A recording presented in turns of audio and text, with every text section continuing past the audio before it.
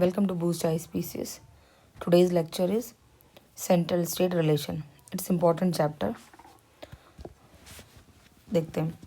जो इंडिया का कॉन्स्टिट्यूशन है वो फेडरल स्ट्रक्चर में इसकी जो पावर्स हैं लेजिस्लेटिव, एग्जीक्यूटिव और फाइनेंशियल वो सेंट्रल और स्टेट के बीच में डिवाइडेड है. ठीक है. जो लेजिस्लेटिव रिलेशंस हैं वो आर्टिकल 245 से लेके 255 तक इसमें हैं. और ये कौन से पार्ट में है? Part 11 of the Indian constitution, जिसमें लेजिस्लेटिव फंक्शंस की रिलेशंस की बात है. देन आर्टिकल 245(1) इसमें यह है कि जो पार्लियामेंट है वो इंडिया की टेरिटरी या किसी टेरिटरी पे या पूरे इंडिया पे या किसी भी स्टेट लेजिस्लेचर पे लॉ बना सकता है. पार्लियामेंट को ये पावर है under this article. Then article 247 में इसमें यह है दैट पार्लियामेंट को पावर है कि वो कभी भी इस्टेब्लिश कर सकता है कोई भी एडिशनल कोर्ट.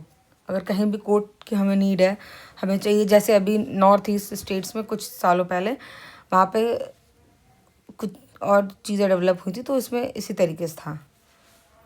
ठीक है. देन आर्टिकल 248 है, ये डील करता है रेजिड्यूरी पावर्स ऑफ लेजिस्लेशन. ठीक है. इसमें क्या है? Powers to make law in respect to any matters not enumerated in the concurrent list or state list is vested in the parliament. ये सिंपल है कि जो भी एरिया स्टेट लिस्ट या सेंट्रल लिस्ट के अंदर या यूनियन लिस्ट जिसको बोलते हैं के अंदर नहीं आती है, ठीक है, या कॉन्करेंट लिस्ट के अंदर नहीं आती है, इन तीनों लिस्ट के अंदर अगर कोई चीज़ नहीं आती है तो उस पर वो रेजिड्यूरी पावर जो रहेगी वो उस पर सेंट्रल ही रूल बनाएगा, यानी पार्लियामेंट ही रूल बनाएगा रेजिड्यूरी पावर्स में. सिर्फ इतना आप याद रखिए. देन आर्टिकल 246 जो है deals with the subject matters of law made by parliament and by the legislatures of the state. ठीक है. इसमें ये है. देन जो कॉन्स्टिट्यूशनल है वो हमें पता है 3 लिस्ट है हमारी, उसी में लेजिस्लेटिव जो फंक्शंस हैं वो डिवाइडेड है. पहली लिस्ट है यूनियन लिस्ट, दूसरी है स्टेट लिस्ट, तीसरी है कॉन्करेंट लिस्ट. जो 7 शेड्यूल है कॉन्स्टिट्यूशन की वो डील करती है with the division of the powers between the centre and the state. Then 101 जो कॉन्स्टिट्यूशनल अमेंडमेंट है जो 2016 में हुआ, उससे हमने आर्टिकल 246A ऐड किया है, जिसमें ये था that notwithstanding anything contained in the Article 246 and 245, Parliament and subject to Clause 2nd, the legislature of every state has the power to make laws with respect to goods and services imposed by the union or by the state. ठीक है. Okay. तो इस article में ये है कि जो article 246 है और 254 है, इसमें जो लेजिस्लेचर है किसी भी स्टेट का वो लॉज बना सकता है with respect to goods and service और टैक्सेस पे जो इम्पोज किए गए हैं यूनियन या स्टेट के द्वारा, किसी से भी किए गए हों. ठीक है. देन आर्टिकल 249 ये कई बार पूछा गया, इंपॉर्टेंट है. इसमें ये पार्लियामेंट के पास पावर है कि वो लेजिस्लेट कर सकता है किसी भी स्टेट लिस्ट के मैटर पे अगर वो मैटर नेशनल इंटरेस्ट का है तो. ठीक है. देन जो राज्यसभा है अगर वो डिक्लेयर कर दे बाय रेजोल्यूशन कि ये बहुत नेसेसरी है कि जो नेशनल इंटरेस्ट है, मतलब ये डिक्लेयर कर दे कि नेशनल इंटरेस्ट में है कोई मैटर, तो पार्लियामेंट को उससे रिलेटेड लॉ बनाना ही पड़ेगा, भले ही वो मैटर स्टेट लिस्ट के अंदर हो. तो इस तरीके से पार्लियामेंट कॉम्पिटेंट हो जाता है स्टेट लिस्ट के मैटर पे भी लॉ बनाने के लिए अंडर आर्टिकल 249. देन और ये जो रेजोल्यूशन है जो राज्यसभा में पास होगा, ये पास होगा not less than 2/3 of the members present and the voting. Then जो आर्टिकल 251 है वो एम्पावर करता है parliament to legislate with respect to matters in the state list if a proclamation of emergency is in operation. अगर emergency चल रही है इन operation है, चल रही है, तो पार्लियामेंट ही डिसाइड करेगा लेजिस्लेटिव जितनी भी चीज़ें हैं स्टेट की, स्टेट लिस्ट की सारी लेजिस्लेटिव चीज़ें मैटर्स पार्लियामेंट के अंदर चले जाएंगे, मतलब पार्लियामेंट परफॉर्म करेगा। देन आर्टिकल 251 में क्या है, that if there is a consistency between laws made by parliament under article 249 and 250 and laws made by the legislature of the state, then the laws made by the parliament shall prevail। अगर कभी भी 249 और 250 में state ने भी law बना रखा है और पार्लियामेंट भी बनाता है, तो जो पार्लियामेंट का लॉ होगा वही प्रिवेल करेगा, ठीक है, वही ज़्यादा उसी को माना जाएगा।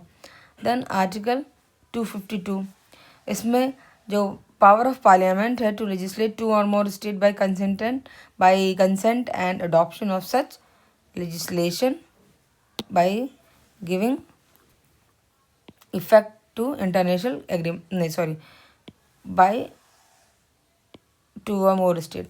252 में ये है कि अगर कोई दो या दो से ज़्यादा स्टेट्स हैं, अगर वो बाय कंसेंट ये लेजिस्लेशन में अडॉप्ट करती हैं कि हाँ उनको वो अपनी लेजिस्लेचर की पावर किसी मैटर पे पार्लियामेंट को दे रही हैं, तो पार्लियामेंट उस पर रूल आराम से बना सकता है, पार्लियामेंट के पास अथॉरिटी आ जाती है। देन आर्टिकल 253, इसमें यह है कि पार्लियामेंट तब किसी भी चीज़ पे, किसी भी सब्जेक्ट पे रूल बना सकती है अगर वो सब्जेक्ट मैटर किसी इंटरनेशनल एग्रीमेंट के अंदर आता है। तो उस इंटरनेशनल एग्रीमेंट को इफेक्ट में लाने के लिए हमें अगर कोई लॉ बनाना है तो that will be done by parliament. Then जब पार्लियामेंट ऐसे लॉज बनाता है जो स्टेट लिस्ट को इम्प्लीमेंट करने के लिए होते हैं, तो ये आर्टिकल 253 के ही अंदर है। फिर चाहे कोई ट्रीटी हो या एग्रीमेंट हो या कन्वेंशन हो, उसको इम्पैक्ट में या इफेक्ट में लाने के लिए ऐसा पार्लियामेंट कर सकता है। Then this provision enables the central government to fulfil its international obligation and commitment, ठीक है, ये पार्लियामेंट इसलिए करता है ताकि इंटरनेशनली वो अपनी जो कमिटमेंट्स हैं उनको कंप्लीट कर सकें। देन एडमिनिस्ट्रेटिव रिलेशंस आर्टिकल 256 से लेके 253 के अंदर आते हैं, पार्ट 11 के अंदर, ठीक है। और आर्टिकल 256 है वो क्या डील करता है, with the obligation of states and the union. तो पहला तो ऑब्लिगेशंस हैं। देन जो एग्जीक्यूटिव पावर्स हैं हर स्टेट की, वो एक्सरसाइज की जाएंगी so as to ensure compliance with the union law. जो भी एग्जीक्यूटिव पावर स्टेट को इस्तेमाल करेगा, एक्सरसाइज करेगा, उनकी कंप्लायंस होनी चाहिए यूनियन लॉज से। ऐसा नहीं होना चाहिए कि वो यूनियन लॉज के अगेंस्ट जा रही हो। ये 256 में। देन 257 में क्या है, deals with the control of the union over states in certain cases. कुछ केसेस में यूनियन को ही कंट्रोल दिया गया है एडमिनिस्ट्रेटिव रिलेशंस में। देन 258 आर्टिकल है जो डील करता है power of the union to confer powers etcetera on states in certain cases. इसमें भी कुछ और अलग केसेस है जिसमें पावर्स यूनियन के पास है।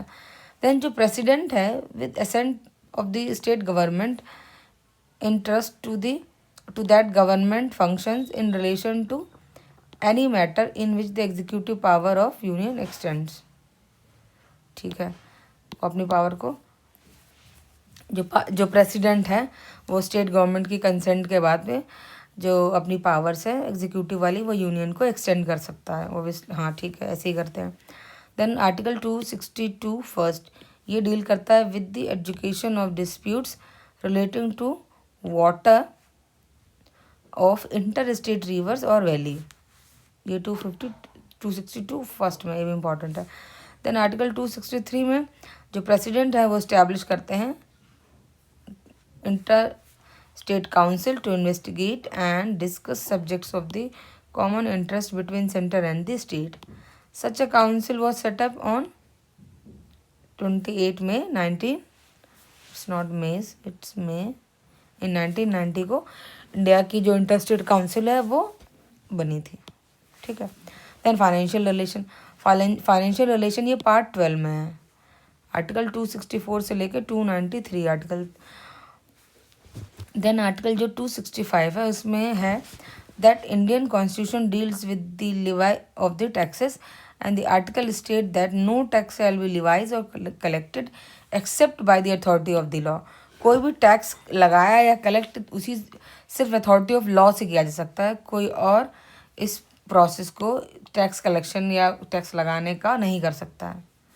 Then article 66 first of the constitution, ये deals with the establishment of consolidate fund of India, where all revenue received by union government as well as all loan and all money received by the union government is repayment of loans shall form the part of the fund। ठीक है, इसी के अंदर आएंगे ये सारे repayment of loan वगैरह। ठीक है, देन जो कंटिजेंसी फंड है इंडिया का, वो इस्टेब्लिश किया गया है 267(1) of the article of the constitution. Then जो 101 जो कॉन्स्टिट्यूशनल अमेंडमेंट है, उसमें आर्टिकल 279A अमेंड किया गया है, ऐड किया गया है for goods and service tax council. According to article 267(2), the legislature of state may by law establish a contingency fund in the nature of an impress to be entitled the contingency fund of India, sorry contingency fund of state। ठीक है, आपको पहले तो main ये article पता होना चाहिए। Then 275 article है, उसमें वो है रिलेटेड टू ग्रांट्स, जो भी ग्रांट्स मिलती हैं यूनियन से के द्वारा डिफरेंट स्टेट्स को, वो है उसमें। देन आर्टिकल 269A में हमने इंसर्ट किया कॉन्स्टिट्यूशन में 101 अमेंडमेंट से ही, जीएसटी वाले अमेंडमेंट से ही this article deal with the levy and collection of the goods and service tax in course of inter state trade और commerce. According to article 280 of the constitution of India, a finance commission should be set up as a quasi judicial body, जो कि हर 5 year पे की जाती है। ठीक है, it was establish constitution by the parliament with in 2 years of enactment and enforcement of the Constitution of India, there on every 5 year or at such earlier time as he considers necessary, हम finance commission को establish करते हैं। Then article 281 है, उसमें जो president है उन्होंने lays down the report on the finance commission before the both house of the parliament along with the explanatory memorandum as to action taken on its recommendation. Article 281 के अंदर जो president है, जो फाइनेंस कमीशन की report को parliament के दोनों सदनों में रखता है, और एक एक्सप्लेनेटरी मेंबर भी उसके साथ होता है कि जो गवर्नमेंट है उसने क्या क्या एक्शंस लिए हैं इस फाइनेंस कमीशन की रिपोर्ट पे। देन 1983 में जो सेंट्रल गवर्नमेंट थी उसने अपॉइंट की 3 member commission on central state relation under the chairmanship of RS Sarkaria. ये रिटायर्ड जज थे सुप्रीम कोर्ट के, इसीलिए इस कमीशन का नाम हो गया सरकारिया कमीशन। ठीक है, hence the name Sarkaria commission was given by B Sivaraman and SR। ठीक है, ये नाम दिया गया था, और जो B शिवरामन और SR सेन है, ये भी इसी कमीशन के और 2 मेंबर्स थे। देन जो फाइनल रिपोर्ट थी इस कमीशन की, वो आई है जनवरी 1988 में, और इसमें 247 रिकमेंडेशंस हैं और 19 चैप्टर्स में ये पूरी रिपोर्ट है। देन राजमन्नार कमेटी, पूछी कमेटी, ये भी सेंट्रल स्टेट रिलेशन से रिलेटेड ही दोनों कमेटी और कमीशन हैं। So this is it in the central state relation, crux है अकॉर्डिंग टू घटनाचक।